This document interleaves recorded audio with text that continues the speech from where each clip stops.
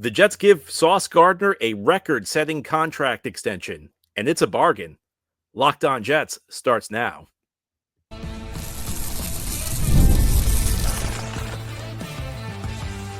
You are Locked On Jets, your daily New York Jets podcast.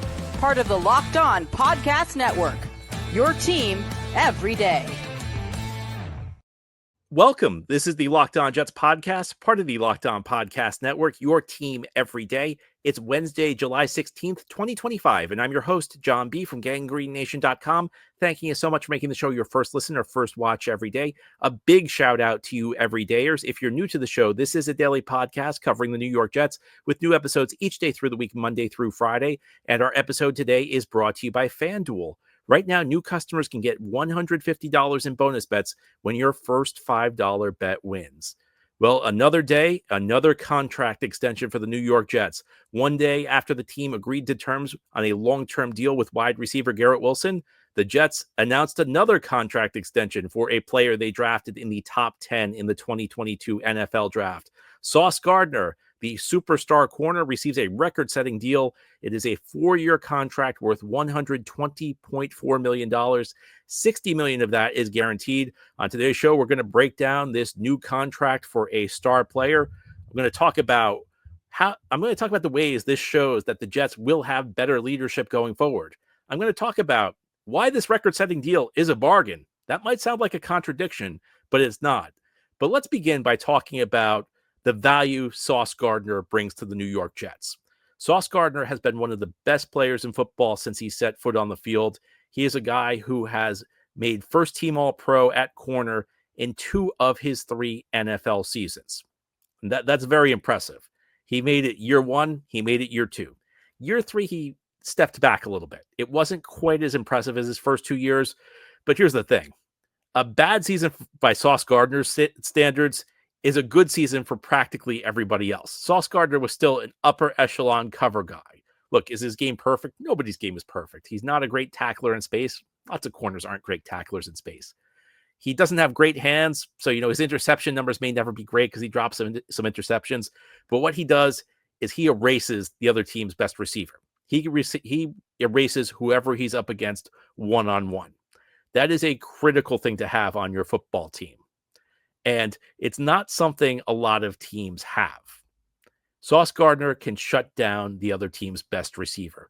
And that is going to be more critical with Aaron Glenn than it was even under Robert Saleh. When Robert Saleh ran the defense, corner was important, especially on third down plays, especially on passing down plays, because on third down, Robert Saleh, along with Jeff Ulbrich, they like to mix things up. They'd throw a blitz at you on third down, but on the early downs, they were about playing zone coverage. They were about rushing 4 guys. And when you rush 4 guys, that means you're dropping 7 into coverage. Other teams can only send out 5 receivers. So you got a 7-on-5. The numbers are in your favor. When you blitz, as Aaron Glenn will do frequently, he'll do it on early downs. He'll do it on third down. The calculus changes because you're sending a 5th guy at the quarterback. So that means you only have 6 guys in the back of the defense. And usually one of the 6 is going to be a guy who's kind of like the last line of defense. He's going to be usually we call it the free safety or the single high safety. There's going to be one guy at the back of the defense who's just going to be like the last line of defense. If someone blows a tackle, he's going to be there. So that means really it's 5-on-5. That means you got to play man to man. And I would almost compare this to the change when Eric Mangini left and Rex Ryan came in. Because Rex Ryan, when he came in, he inherited another star corner, Darrelle Revis. Now, there's a bit of mythology around Rex and Revis from the standpoint that people act like Revis wasn't a great player before 2009. And that's not the case. Darrelle Revis made the Pro Bowl in 2008. Near the end of the 2008 season, it became clear that he was a lockdown corner. But what I would say is that Rex Ryan's defense got the most out of Darrelle Revis' skill set. Because what Rex Ryan would do is he would send Darrelle Revis, if the other team had an elite receiver, Darrelle Revis would follow that guy around the field. He'd go left if the number 1 receiver went left. He'd go right if the number 1 receiver went right. In 2009, Darrelle Revis matched up with the other team's number 1 receiver 2/3 of the time, 66% of the time. And even that understates how significant Darrelle Revis was at following the other team's best receiver around the field.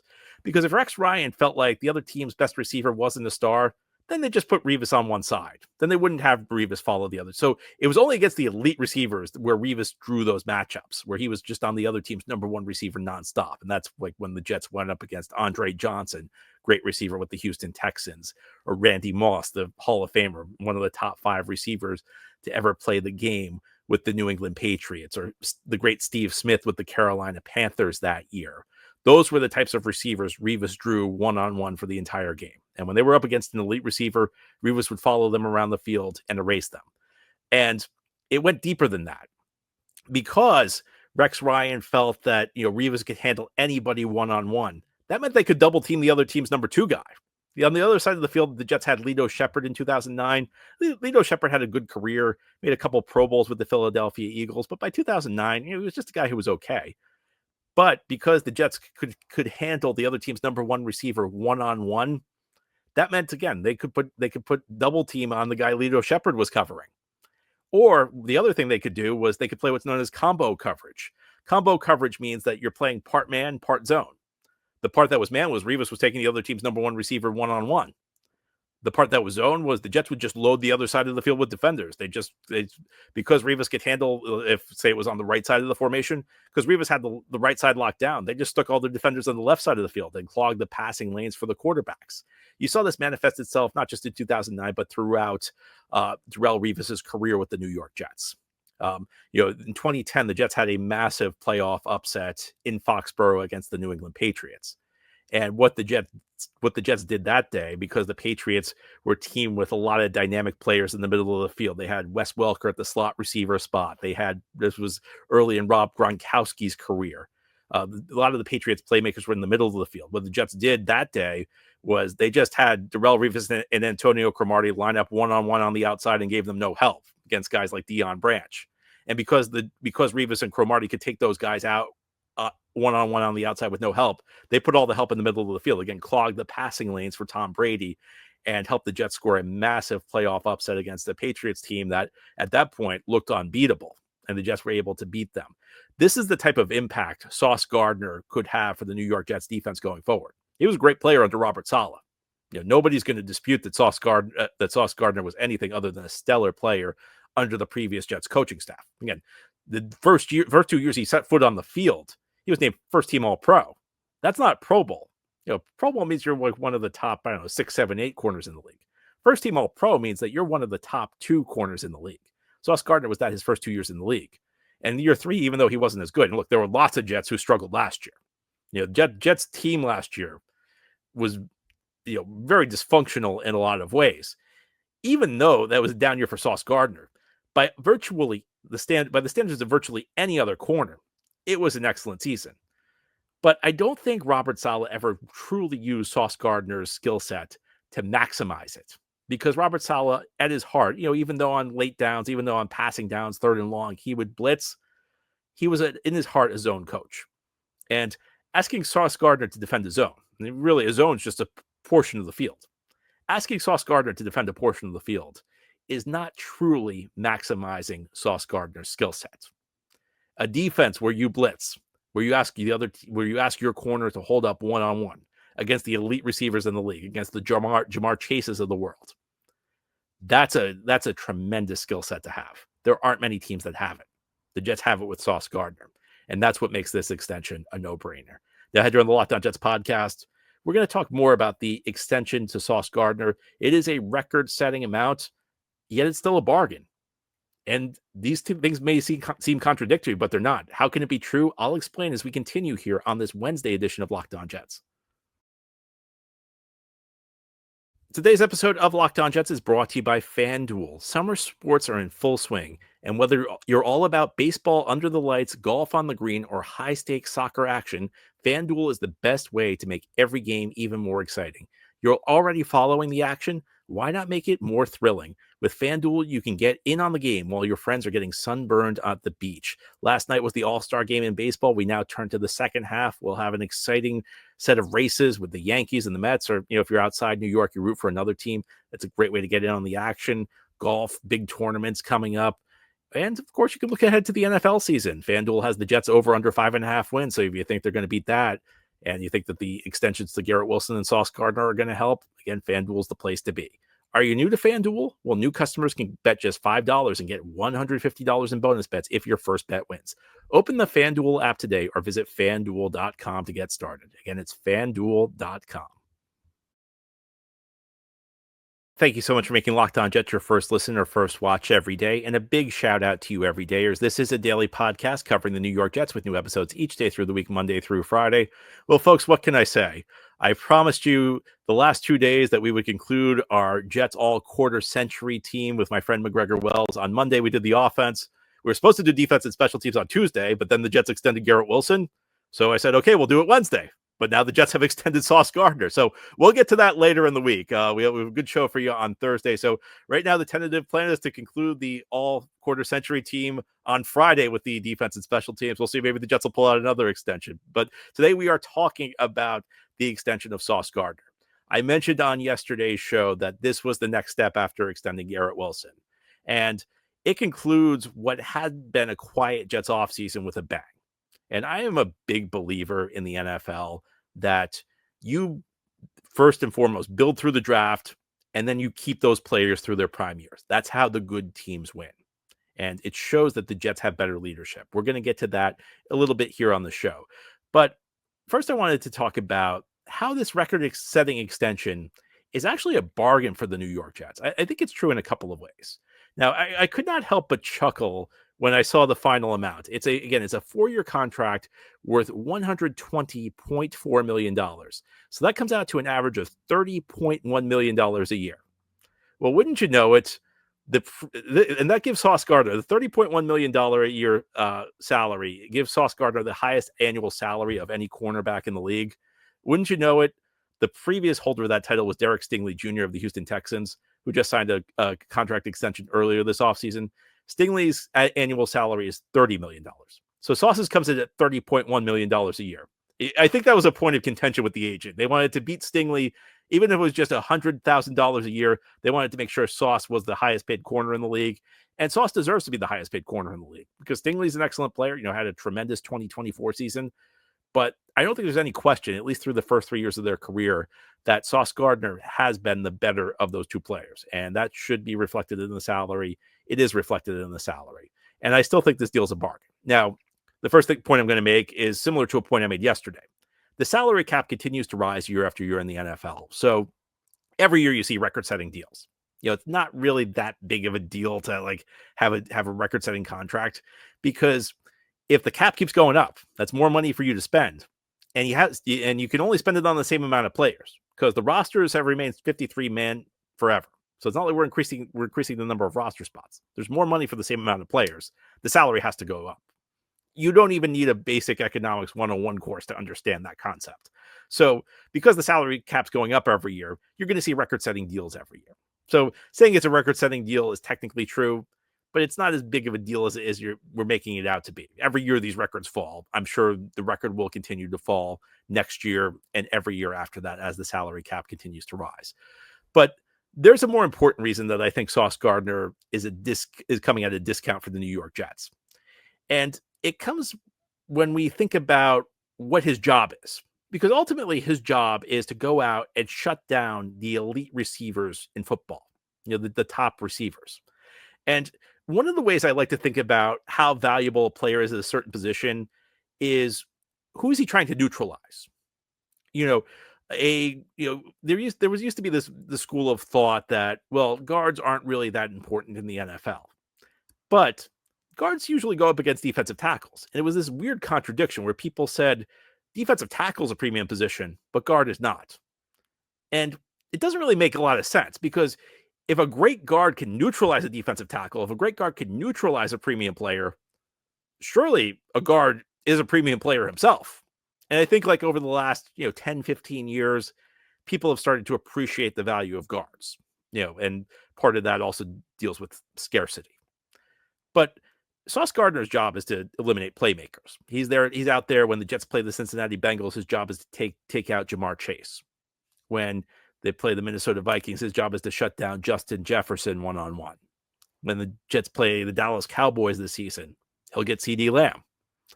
And these are truly premium players. These are some of the top playmakers in the NFL. And one point I'd like to make is that those guys are making more than $30 million a year. There is a premium at the wide receiver position. Jamar Chase's contract right now, $40.2 million per year. Justin Jefferson's $35 million. CD Lamb, $34 million. DK Metcalf, just under $33 million. We talked about it yesterday. Garrett Wilson's contract, $32.5 million. AJ Brown, $32 million. So the top receivers in the league are getting more than $30 million a year. Whereas you have this corner, Sauce Gardner, the guy whose job is to neutralize them, the guy who neutralizes them better than any other corner in football. And he's only making $30 million. So Jamar Chase, $40 million. The guy who can take him out of the game, $30 million. So in that way, I really feel like this contract's a bargain. And I don't think the league has caught up with how important it is to have great corners. There aren't that many great corners in the league. And a lot of this has to do with the rule book. And this is like a 100-year thing with the NFL. The NFL, and you can go back over a century with this. The NFL always puts in rules to make it easier to throw the football because they figured out that fans like the passing game. It's exciting. It's explosive. Yes, we complain when they get a little too crazy throwing the flags, but ultimately there's a purpose to it. We get a little crazy when they go overboard on the roughing the passer penalties, but there's a reason for it. Fans like the passing game. And because of that, you see as time moves forward, and this will continue probably until the end of time, the league incentivizes throwing the ball, and they make it tougher to defend. And now you can't even touch a receiver more than 5 yards down the field without drawing a flag. So a corner who can operate in these rules and who can eliminate the other team's best receiver, despite these impediments in the rule book, is a rarer commodity, is somebody who should be valued. And there's this interesting dynamic because I don't think there's ever been more receiver talent in the league. And part of that might be just it's easier to play receiver now than it's been at any point in time. The number of corners who can eliminate the top receivers in the league by themselves. These guys you don't have to game plan for. If you got one of these top corners, you don't have to game plan. You just stick the top corner on these receivers, and they'll be able to shut them down one-on-one. No double teams necessary. No complex zones. Nothing complex thrown these receivers' way. You got one guy you could stick on him. You could probably count them on one hand. I mean, Patrick Surtain in Denver is one of them. I think Derek Stingley Jr. has established himself as one of them in Houston. I mean, maybe there are a couple other guys you can argue, but Sauce Gardner's on that list. And it's crazy to me that, you look at these two positions. The one that's harder to find is corner. And the one that's harder to find just now has a player making $30.1 million a year. The position where there's a plentiful number of talents, the wide receiver position, that's one where people are making more money. It's supposed to go the other way around. The position with scarcity is supposed to be the one where the player makes the most money because there aren't many Sauce Gardners out there.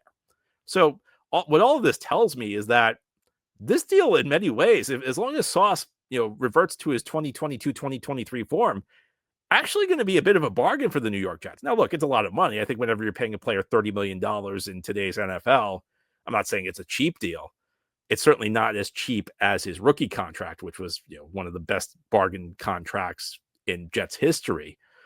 But I think it's fair to argue that this contract, even if it makes him the top paid corner in the league doesn't value top paid corners enough. The league doesn't value these elite corners enough. And I think you could say very fairly that Sauce Gardner, even at $30.1 million, that's a bargain.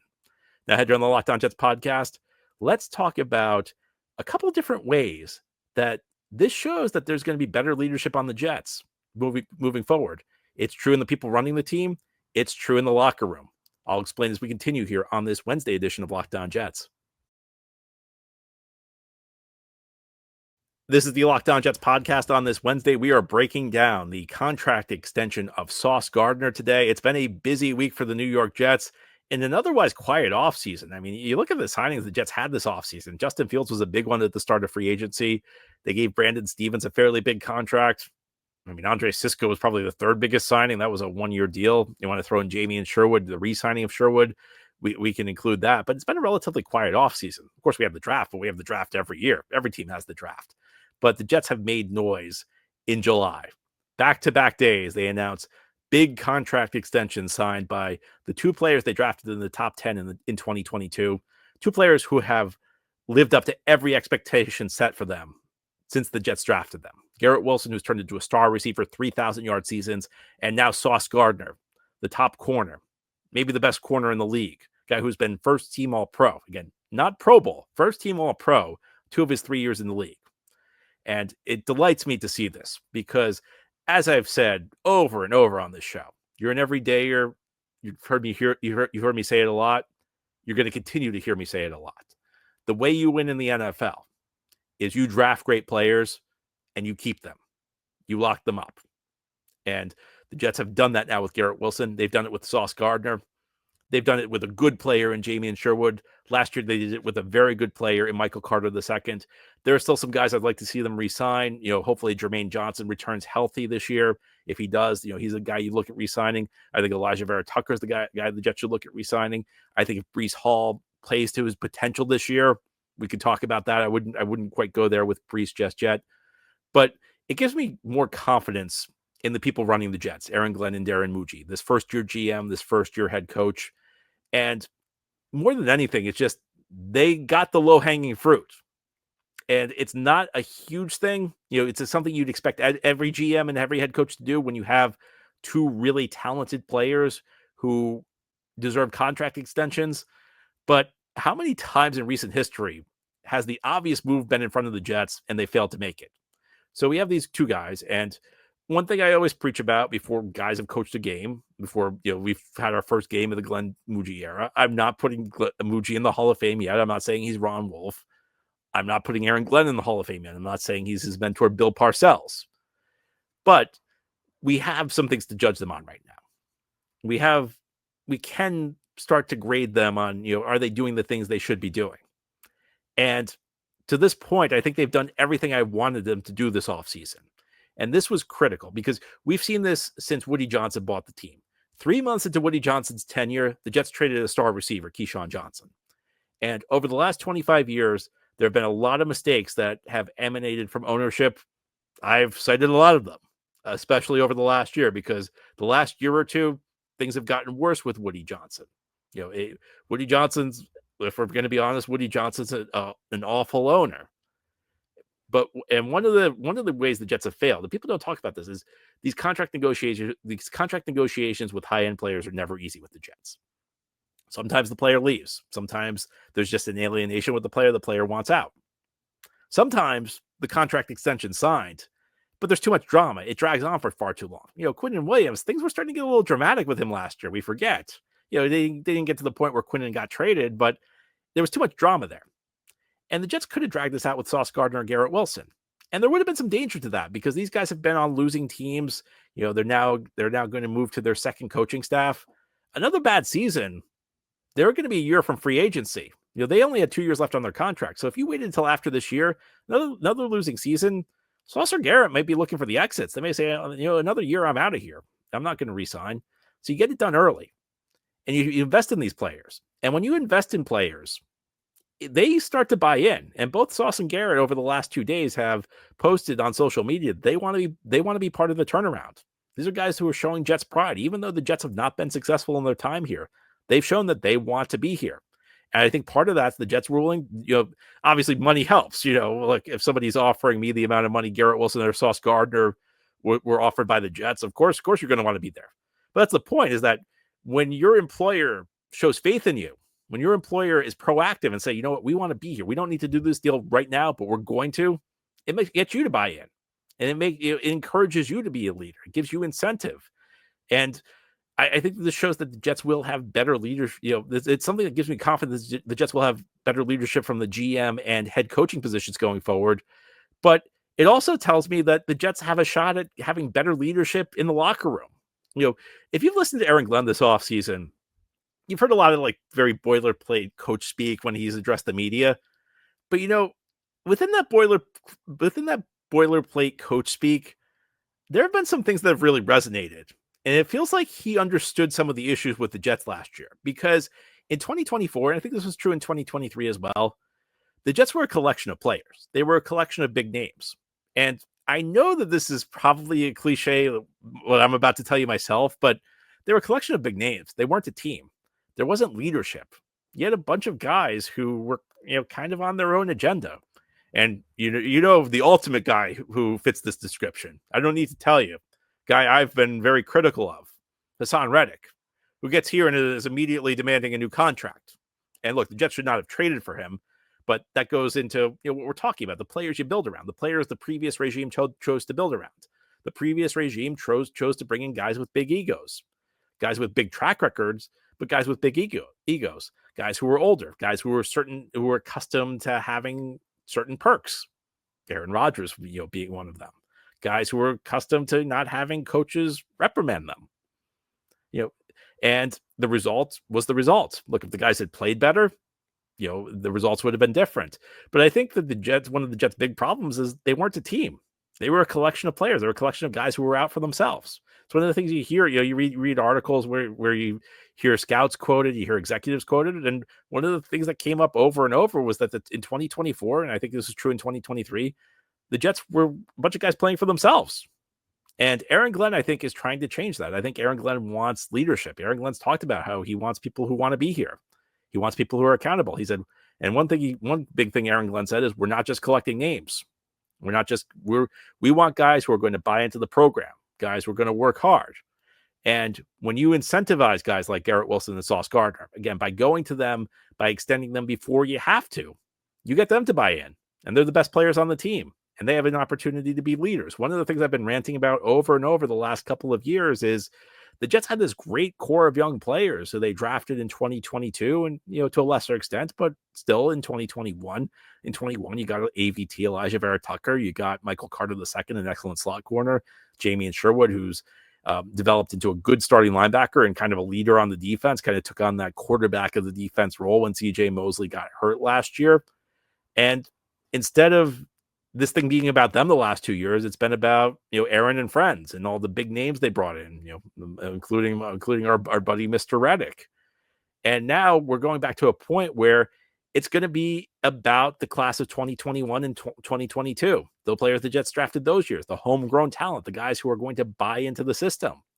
And the fact that this is now a Sauce Gardner, Garrett Wilson team, it gives me more hope for the future. It gives me more confidence in the leadership of this team going forward. The fact that Aaron Glenn and Darren Bucci, got the low-hanging fruit and got these 2 extensions done gives me confidence in the leadership from the top. The fact Garrett Wilson and Sauce Gardner are buying in, that they want to be here long-term, gives me more confidence in the future of the leadership of the locker room. And I have to say, over the last 48 hours, my view on the Jets has gotten a lot more positive as we head forward to the 2025 season. Anyway, that's all for today's episode. This has been the Locked On Jets podcast, part of the Locked On Podcast Network. Your team every day is our motto. As always, if you enjoy the show, hit the subscribe button where you're watching or listening so that you'll never miss an episode. If you enjoy the show and are listening on a podcast source, give it a 5-star review. And if you're watching on YouTube and enjoy the show, give this episode a big thumbs up. It helps us out, helps other Jets fans find the podcast. Enjoy your Wednesday, everybody. We'll be back tomorrow to talk more Jets.